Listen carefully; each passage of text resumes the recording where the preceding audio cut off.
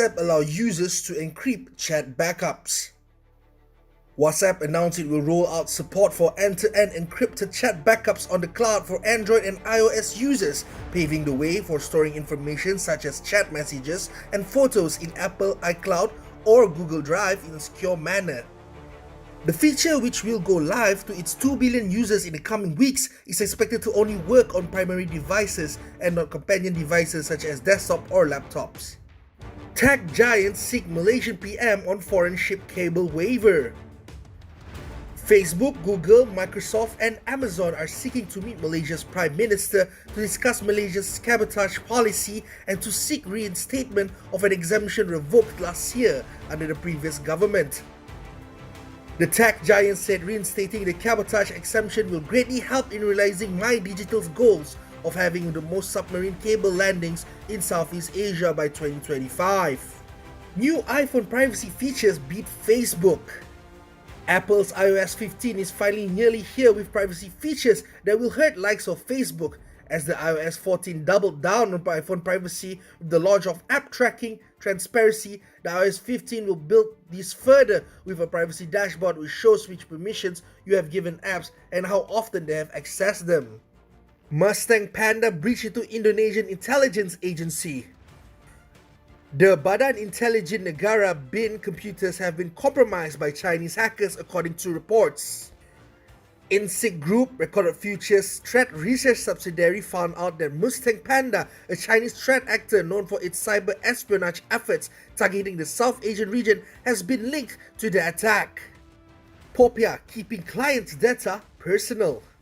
On July 1st, 2021, the Protection of Personal Information Act 2013, Popia, came into full effect. The Act is a comprehensive data protection law that requires companies to use principles and conditions to legitimately process the personal information of data subjects, both natural and legal people. CIMB goes offline. Earlier this week, CIMB clicks, ATMs and cash deposit machines CDM, as well as in-store credit and debit card transactions experienced a disruption when their system went offline. Several of CIMB Malaysia clients took to Twitter to vent their frustrations and that they were unable to use many of bank services during the day. The glitch was only restored at 9:40 p.m. on Monday. To find out more news on cybersecurity, you can log onto our screen.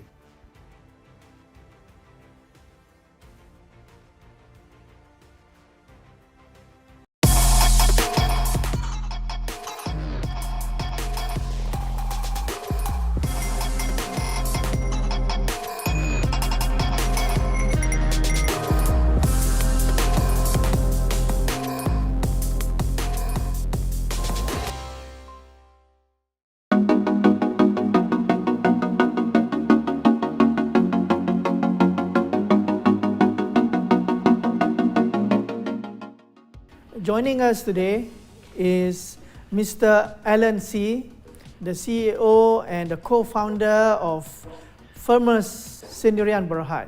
Welcome, Mr. Alan. Hi, thank you, Prof. Jess. Recently, Firmus was awarded with Startup Awards 2021. I think you are listed as one of the few Malaysian companies, but you are one of them that has been recognized and nominated to be given this award. My first question to you, what is your initial response to this award? Okay, first of all, I would like to take this opportunity to thanks Tato and for this opportunity, and to answer you. We were contacted by this magazine about a couple of months ago, and of course they assess us from various aspects in terms of the business innovative, the revenue. Of course, we don't really share with them the revenue, but of course the growth of the revenue and demographic of our client. At the same time, also what is our future plan, expansion, and things and whatnot. So initially we just thought that okay, fine, we will do whatever we can.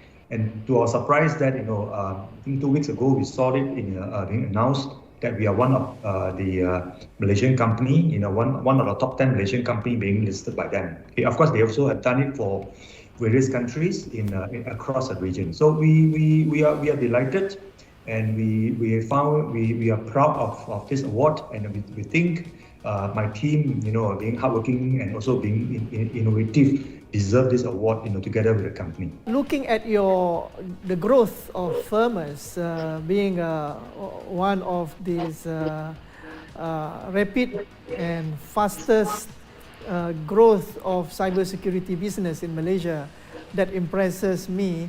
I would like to ask you about can you share with me and the audience your business concept in growing Firmus as a company from a startup to the current position now? Okay, thanks for remembering my former startup, namely eCorp, being the first managed security service provider in Malaysia way back in 2001, which is about 20 years ago.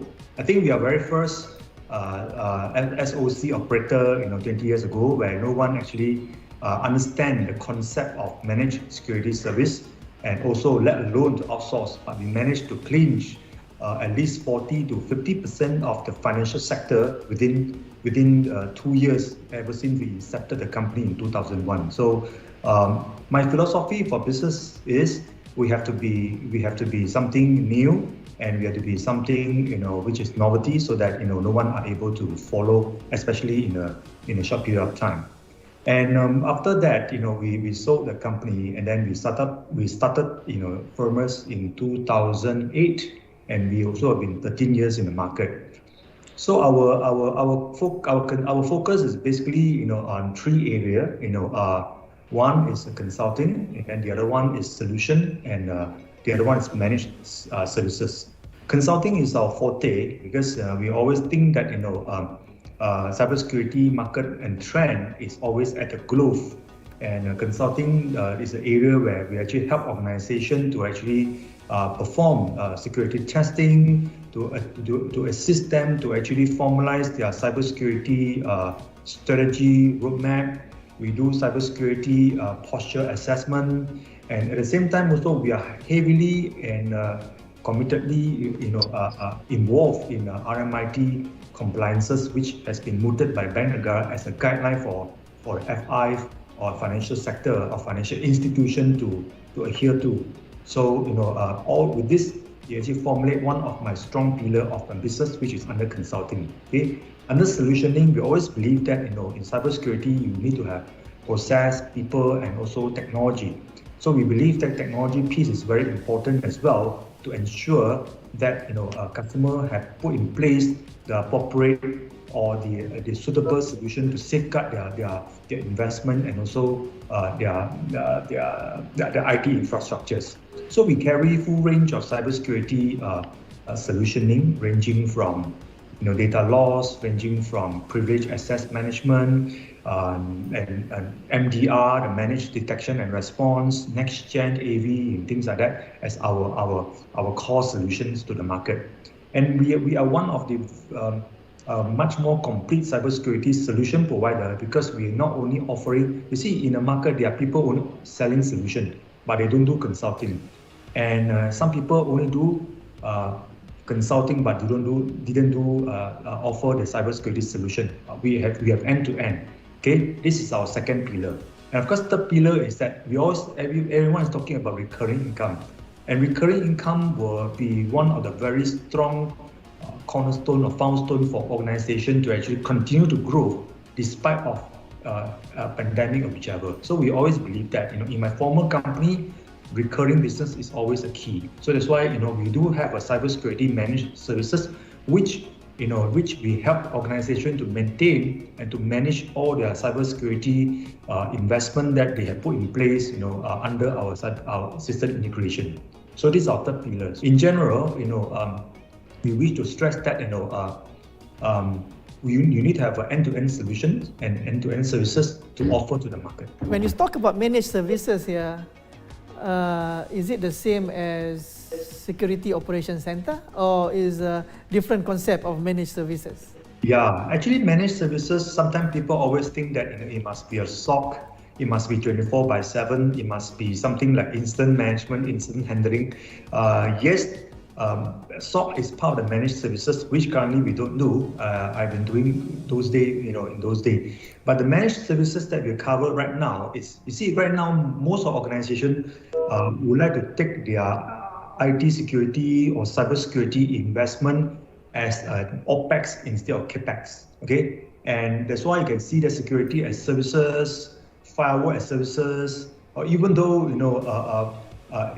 antivirus, or even though malware detection and services has becoming a trend nowadays. So we capture on the opportunities on this. So we offer the managed services based on few category of the product currently. Currently we offer managed PAM as a services. That means literally we install the privileged access management to our client. At the same time, we charge them based on the SaaS model. We maintain, we manage for them, and come with 24/7 services and support. Okay, so this is the first one we roll out. And we also, in collaboration with our EDR partner, CrowdStrike, to offer the managed detection and response services to the market. In which we have also quite a number of adoptions, at the moment, so that in case of incident, in case of any outbreak, in case of any ransomware attack, whichever, CrowdStrike EDR will be able to pick up the incident at the same time. Also, together with CrowdStrike security analysts and our own team, we are able to help a customer to manage the incident for the client from end to end. That means that from the time we identify the indicator of compromise till the time where the removal of the malware and the whole process of incident response will be covered by both of us. Who are your customers? I mean, if you can share how majority segment of your customers, and how do you build trust in them to choose and to be loyal to Firmus? The demographic of my customer is that right now, FI financial institution contribute 50 to 60% of our company revenue. So this is a big chunk of it. What we do there, basically we offer them security services such as penetration testing, especially right now, it's all very famous one is actually compromise assessment being mooted by Bank Negara. Even though Bank Negara has actually, in their latest release of the RMIT edition in May, mandated all the bank, inclusive of the investment bankers, to get their compromise assessment done before end of the year. So because of that, the demand of compromise assessment has suddenly surged. So this is what we have done for this industry, and of course we also do a lot of cybersecurity solutioning, ranging from DLP, MDR with CrowdStrike, and even though next-gen firewall and privileged access management. These are our key solutions that we focus, because there are many players outside in the market. They do every solutions, and my philosophy is very simple. We will do what we are good at. We won't do anything, because some SI, they will literally sell anything under the sun. Because the customer say, I want this, they will sell this. For us, we don't. We only do those solutions that we are familiar with. We only do those solutions that we think, there's a value add for us, that we are able to value add to it. And we have expertise of execution, maintaining, and also management of a solution, then only we will do it. So that's our key differences. Firmus being also quite unique that we have a very strong collaboration with our local computer or IT industry, especially organization like PICOM. Okay, we work closely with PICOM. In fact, we support most of the initiative in PICOM, including of whichever charity event, or whether they are conference or whichever. And same time, we also work very closely with the PICOM CIO chapters. And as far as you know, PICOM CIO chapters comprises of all the top-notch CIO in the whole industry. We have about close to 150 of them. So we work very closely with them, and then to actually to build some relationship. And from there, we are able to win quite a fair bit of projects from this group of CIO, and we maintain also a very active, even though chat group, with this group of CIO people, in discussing, sharing information, sharing intelligence about cybersecurity on a day-to-day basis. Let us take a break for a while. And when we come back, we will continue with more interesting questions with our panelists.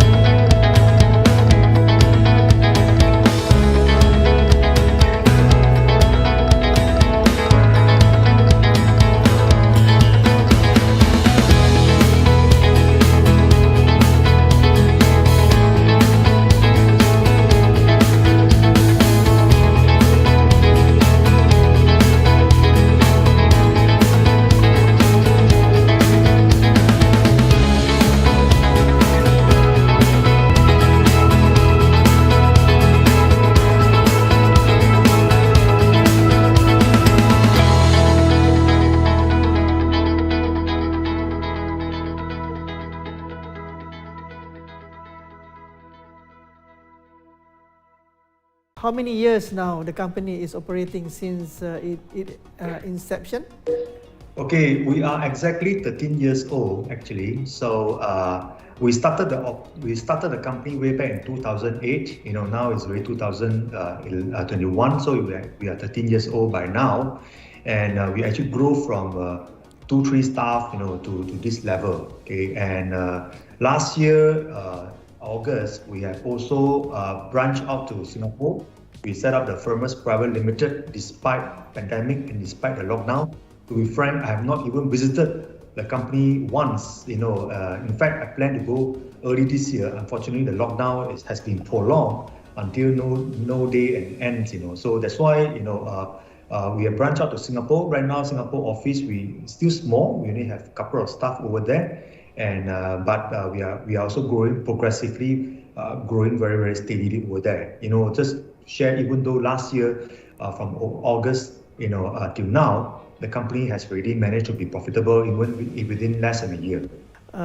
What is your advice to the other cybersecurity or the young cybersecurity startup in Malaysia? I think I always run the business based on the personal philosophy. I believe the personal philosophy play a very important role in any business. Okay, first I think we have to be innovative. Whether you're a technology company, whether you're a service company, you have to offer something that other people don't offer. Or of course, if you say like pen test, there's nothing special all about, but of course you have to offer based on your creativity, your expertise, your credentials, and also in terms of the costing, because people are always comparing, whether are you the most cost-effective one, yet you are qualified pen tester. So to me, innovation always comes very first. Okay. Second thing, when it comes to any business, is about trust. Okay. Trust play the utmost important role in all the business dealing. Without trust, literally there's no business we can talk about. And how to gain trust? And trust is not given. And trust has to be earned throughout the years of collaborating with customers, interacting with them, and we have to show that we are someone that they are trustworthy, especially cybersecurity business. Okay, if not, who is going to outsource or who is going to allows you to do a penetration testing on a network? Okay, and beside trust, I always think that everything must be long term. Don't be too short-sighted, don't be too short-term, because I know times are always rigid, times are always limited. But however, people like us, we are long-term businessmen. I can play a long-term game with any of our friends in the market. Whether you give me business now or you don't, even though 5 years later, doesn't matter, because end of the day, we believe one day you will trust me and then you'll give business for me. But to be frank, some of the salesperson or some of the, especially principal, a principal live they survive by quarters. If you don't meet numbers, you have to go. That's why sometimes you can't blame them, because if they don't meet the numbers, they will be sacked. Hence, their friendship with you is very short span, which means if there's no deal, sorry, they will move to other client, because why? They know that if I spend too much time on you, there's no yield of the business return. That's very tough to them. But for me, I'm a long-term businessman. I do have some friends that I know them for many years, even 10 years, and they didn't give me any business until lately because of the position change, and they have been promoted and they have an authority. Then that's how we talk about business. So that's very important. For long term, we treat it as a partnership, not a business. And of course, last but not least, is also come back to my personal philosophy, is sincerity. Okay, I always tell people, you must show your sincerity. Not because of today I come and see you and due to the business. Of course, everyone knows, many relationship was built based on a foundation of dollar and cent, which is business. But my philosophy is different. I mix friend based on sincerity. These are the soft part.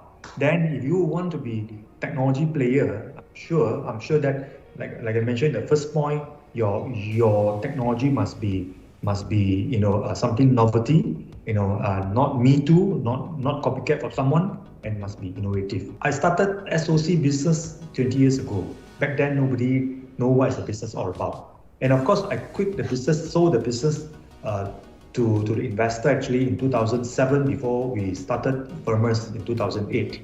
Back then, to me is that I had enough for 24/7 monitoring. But looking at the current trend right now, managing SOC or MSS has becoming something also a demand in the market. So I see that right now the only piece of the business that we don't have to complete our holistic or complete our cybersecurity offering from end to end is MSS.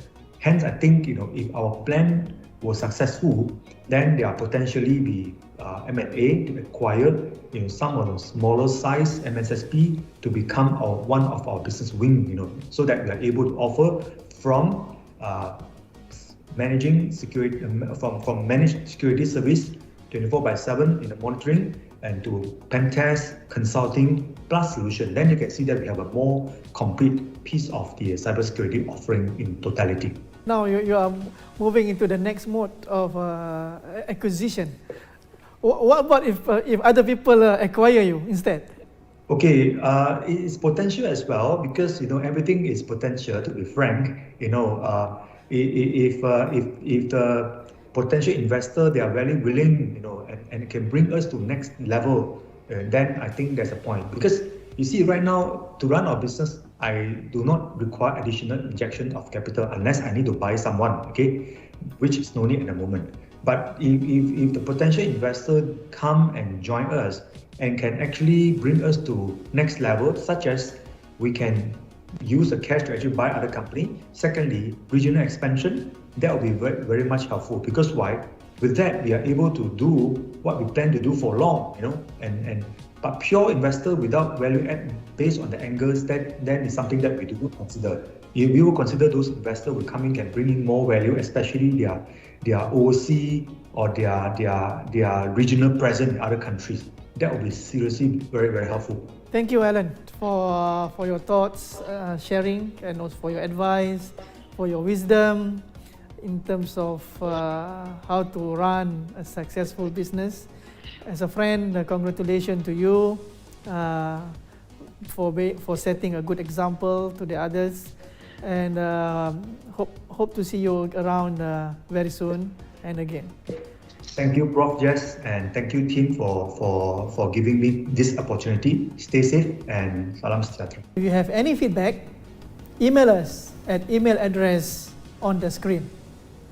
Do not forget to like and subscribe to our channel. And see you again in the next episode.